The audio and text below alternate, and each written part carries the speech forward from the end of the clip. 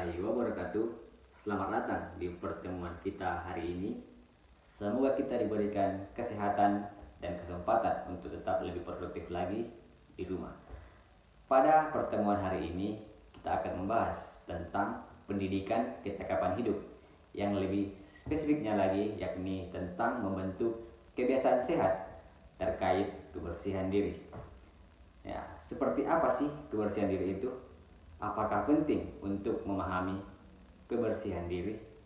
Nah, mari kita simak pembahasan terkait pola membentuk kebiasaan yang sehat untuk memperoleh kebersihan diri yang penting untuk kita lakukan bersama-sama.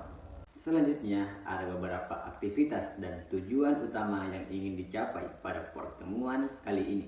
Yang pertama, mengetahui 7 perilaku menjaga kebersihan diri itu. Kemudian mengetahui pentingnya menjaga kebersihan diri, kemudian memberi pemahaman tentang pentingnya membuat keputusan memulai untuk menjaga kebersihan diri. Kemudian memberikan contoh penyakit yang timbul apabila tidak menjaga kebersihan diri. Kemudian yang terakhir, mengetahui cara pencegahan diare dengan memahami langkah-langkahnya. Nah, ini juga diare ini akan salah satu dampak untuk ketika kita tidak menjaga kebersihan diri. Maka ini sangat penting untuk kita pahami bersama-sama.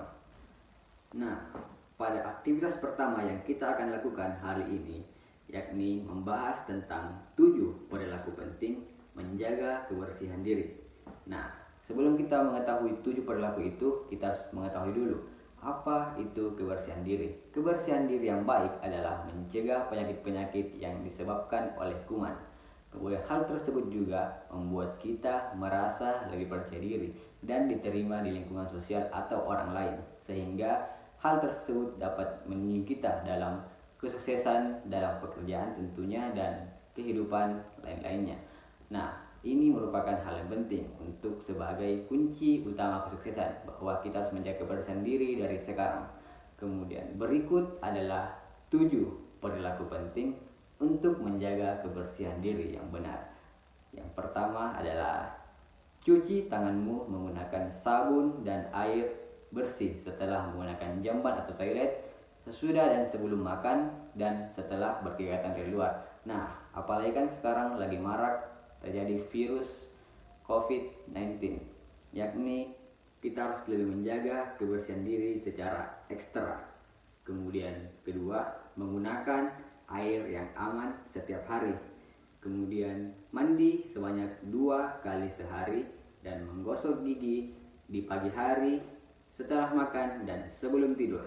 Kemudian gunakan toilet atau jamban yang tertutup yang sehat. Tidak buang air besar di ruang terbuka. Kemudian memotong kuku sekali dalam seminggu. Salah satu hal yang paling menyenangkan dari bertumbuhnya dewasa adalah kita mulai mengambil keputusan-keputusan sendiri, yang dimana sebelumnya hal tersebut dilakukan oleh orang tua atau diurus oleh orang tua kita.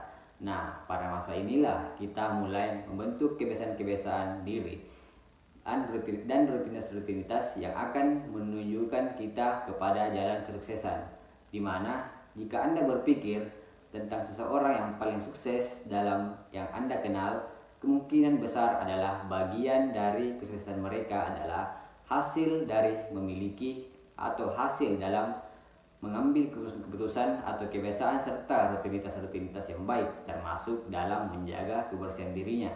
Nah, maka itulah sejak dini kita harus mulai membiasakan hidup sehat atau menjaga kebersihan kita. Nah, saya akan membacakan satu cerita tentang seorang remaja laki-laki yang bernama Tommy yang jatuh sakit. Pada satu hari, Tommy sedang bermain sepak bola sepulang sekolah. Ia dan teman-temannya bermain sepak bola di halaman sekolah. Mereka bermain dan dengan senang hati. Setelah bermain, Tommy merasa sangat haus dan lapar. Ia melihat pedagang-pedagang asongan yang menjual makanan dan minuman di pinggir jalan. Nah, makanan dan minuman yang dijual tidak tertutup dan dikelilingi banyak lalat. Karena Tommy merasa lapar dan haus dan tidak menahannya lagi, maka ia tidak peduli. Ia dan teman-temannya menikmati makanan dan minuman tersebut. Malam itu di rumah, Tony merasa sakit, perut yang parah. Ia tidak bisa tidur karena harus berkali-kali buang air besar di toilet.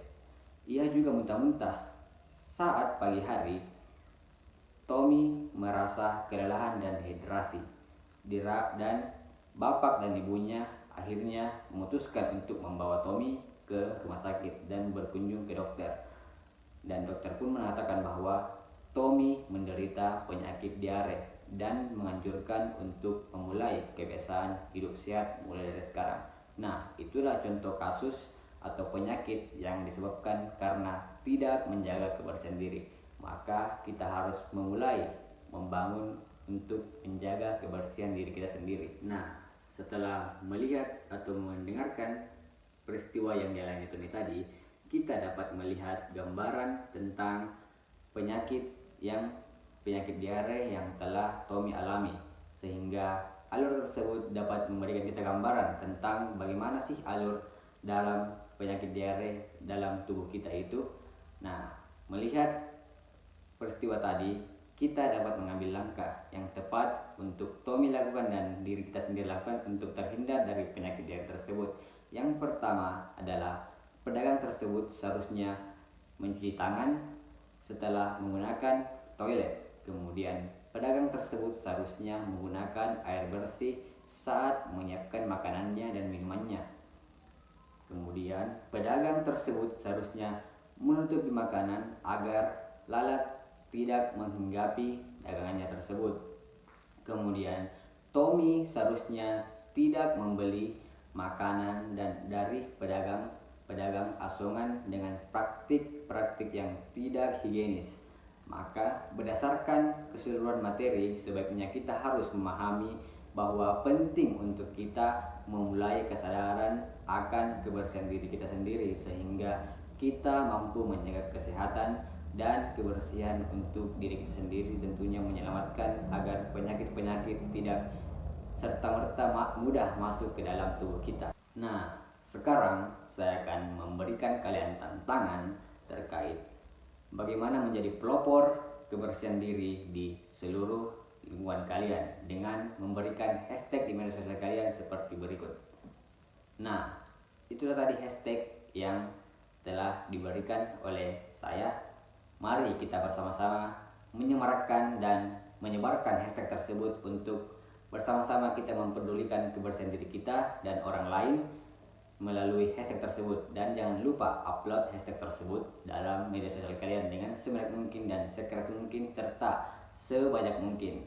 Nah, itulah tadi pemaparan materi tentang menjaga kebersihan diri, semoga kita dapat senantiasa menjunjung protokol kesehatan di era pandemi COVID-19 ini dan tetap menjaga kebersihan diri kita dengan ekstra dan maksimal lagi. Sekian dari pembawaan materi pada hari ini. Mohon maaf apabila ada kekurangan dan dalam pemberian materi ini. Assalamualaikum warahmatullahi wabarakatuh.